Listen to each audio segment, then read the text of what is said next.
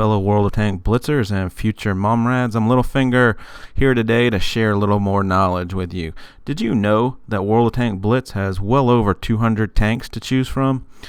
How do you know which tank line to choose? You're going to spend thousands of battles, countless hours, and millions of credits building your way up a tank tier. But how do you know it's right for you? In this video, I'm going to give you the generalities of each nation, their strengths and weaknesses, and then break it down a little further talking about each tank type. So let's start off with Germany. They are the country with the most number of tanks. Here shown is the tech tree.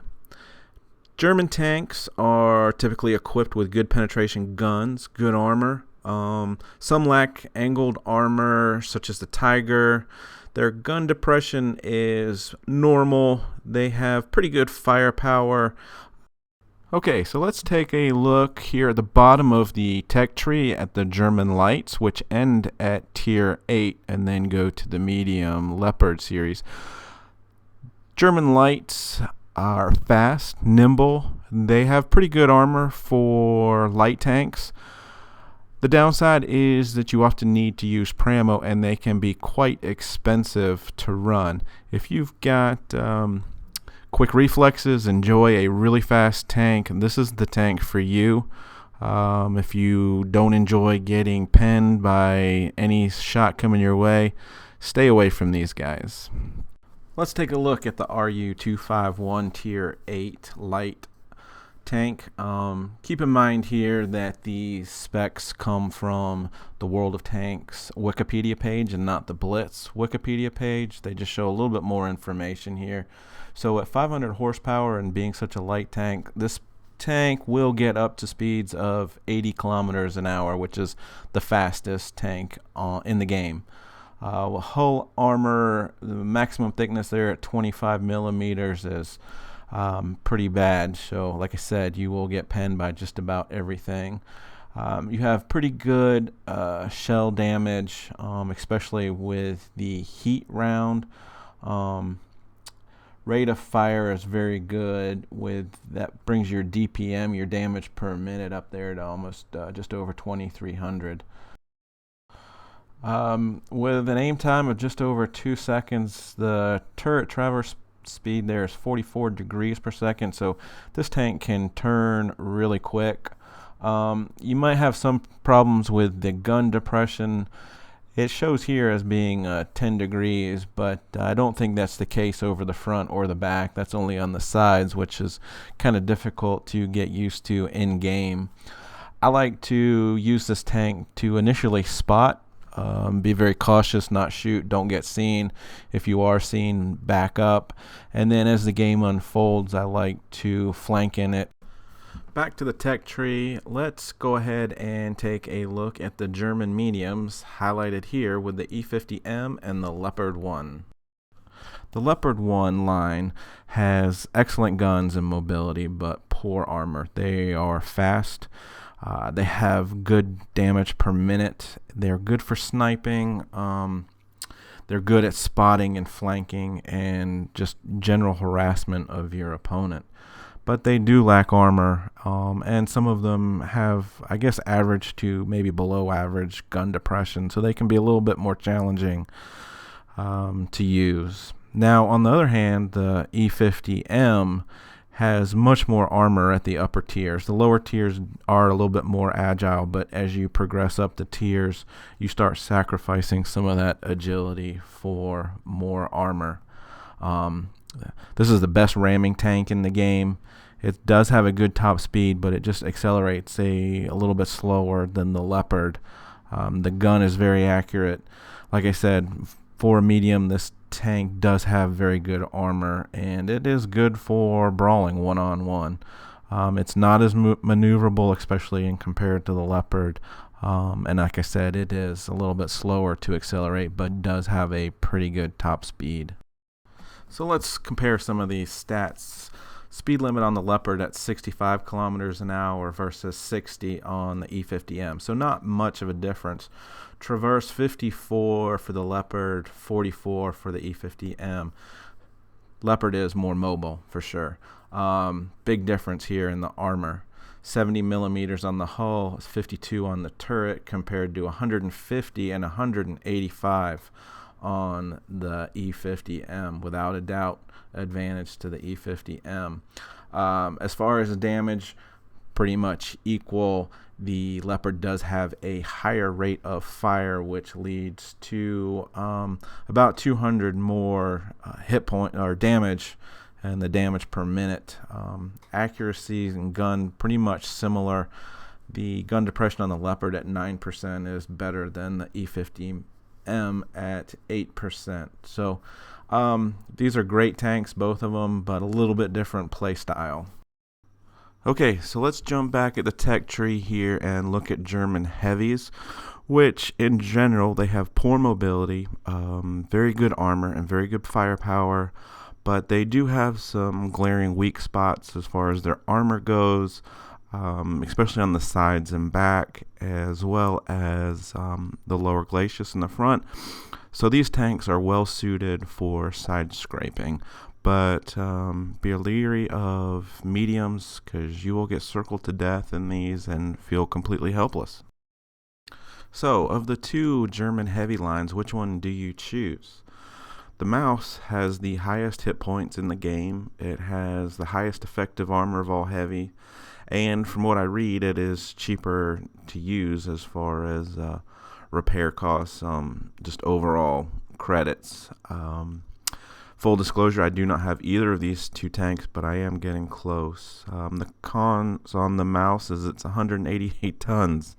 It's one of the biggest tanks in the game. It's incredibly slow, and with those straight up and down side plates, it's kind of a big target to hit. So, like I said before, this is a tank you definitely want to side scrape in.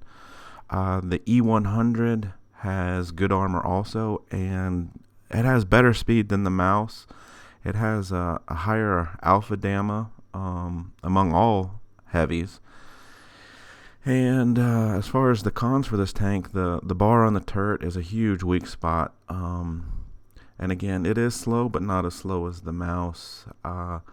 These days, I'm seeing a lot more E100s than Maus on the battlefield, so I guess that might tell you which tank other people prefer.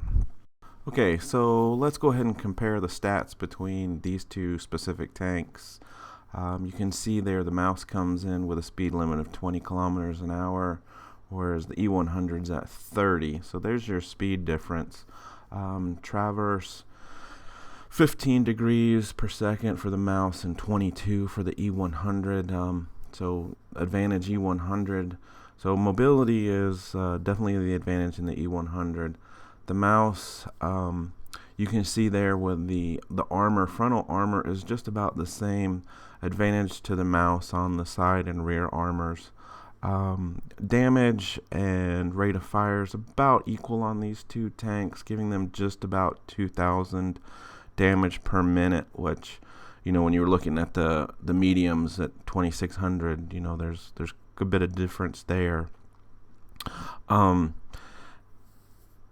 Everything else on the tanks are pretty equal, with an 8% gun depression on the Maus. I hear can be a little bit tricky because the turret's a little bit further to the back.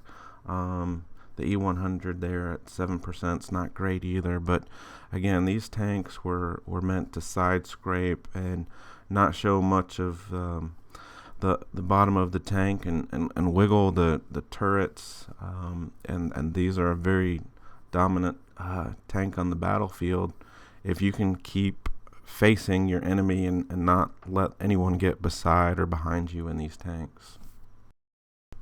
Alright, so let's take a look at the German TDs. Now this graphic's a little off because on the update 3.0 the light TD line was introduced, and I can't think of two different lines that are as stark opposites of each other.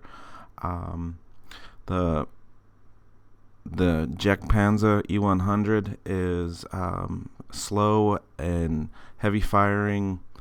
The Grill 15 is super fast with 0 armor, so these two tanks play completely different.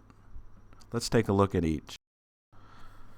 So you can see here by this illustration the difference between these two tanks. So the Grill 15 has the most accurate gun in the game. It has a pretty quick reload at 14 seconds for the amount of damage, 750 hit point damage it does. It's a good sniper tank. It's fast at 60 kilometers an hour. You can get out of trouble and relocate, but you definitely want to be staying in the back with this tank, because its main disadvantage is it has no armor. So you want to stay out of sight as much as possible in this tank. Now the Jagdpanzer E100 has great armor, good hit points, and the cannon on this is just great.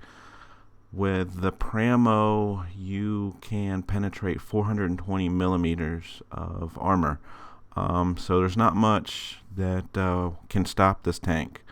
But with it being a large and slow TD with no turret, you will get flanked, and you definitely need support tanks around you to survive full battle in these.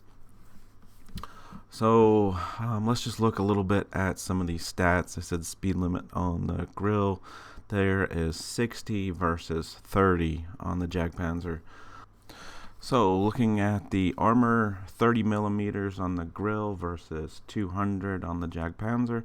Really no contest as to which one wins that. You look at the average damage per shot, 750 versus 1050.